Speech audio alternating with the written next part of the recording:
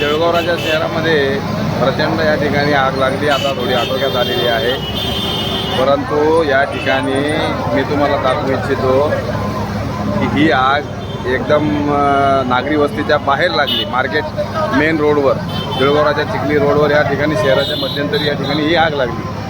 परंतु परिस्थिती अशी आहे की आपण या ठिकाणी बघू शकतो, मी स्वतः या ठिकाणी बघितलं आहे, नगरपालिकेची जी यंत्रणा आहे, अग्निशमन यंत्रणा, ही अत्यंत या ठिकाणी फेल ठरलेली आहे.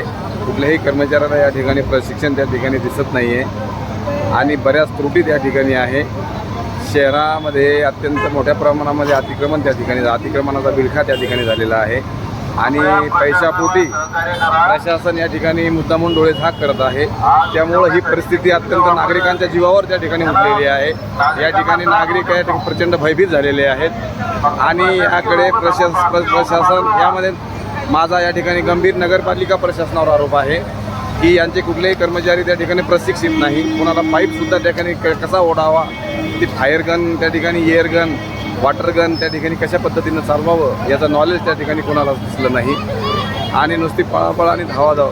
मी या ठिकाणी भगवंताची शुक्रिया मानतो की ही आग निदान गावातल्या वस्तीमध्ये लागली नाही, नाहीतर अनेक जीवितहानी त्या ठिकाणी झाली असती आणि अनेकांना त्या ठिकाणी प्राणाला मुखावे लागले असते. ही एकदम निष्क्रिय आणि कुचकामी यंत्रणा या ठिकाणी प्रशासनाची या ठिकाणी बघायला मिळाली. प्रशासनातले मोठे मोठे अधिकारी या ठिकाणी हजर आहेत, परंतु नुसती तासनतास झालेत आग आटोक्यात आणण्यास ते असमर्थ त्या ठिकाणी ठरले आणि या ठिकाणी नागरिकांचे दुकानं, या व्यावसायिकांचे दुकानं जळून त्या ठिकाणी खाक झालेले आहेत. हे आपण बघू शकता. हे अत्यंत दुर्दैवी, बालाजी महाराजांच्या नगरीमधली दुर्दैवी घटना समजावी लागेल. बुलढाणा जिल्ह्यातील हे श्रीमंत शहर आहे म्हणून या ठिकाणी ओळखलं जातं. हे नुसतं नागरिकांकडून पैसे घेण्यापुरतं श्रीमंत शहर म्हणावं लागेल का, किंवा टॅक्स रुपी पैसे निसते नागरिकांकडून लुटण्यासाठी हे प्रशासन म्हणावं लागेल का, याचा मी या ठिकाणी तीव्र निषेध करतो. यानंतर शहरामध्ये अशा घटना घडता कामा नये. दुर्दैवी घटना या ठिकाणी म्हणावी लागेल. शुक्रिया मानावी लागेल की वस्तीमध्ये, नागरिकांमध्ये, ज्या ठिकाणी दाट वस्ती आहे, नागरिक राहतात, अशा ठिकाणी ही आग लागली नसल्यामुळे या ठिकाणी जीवितहानी सध्या तरी टळलेली आहे, परंतु लाखोंचं नुकसान या ठिकाणी झालेलं आहे.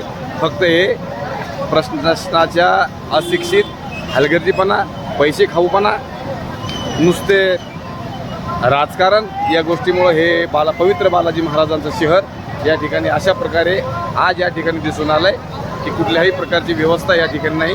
हजारो किलोमीटरहून बालाजी भक्त या ठिकाणी दर्शनासाठी येतात.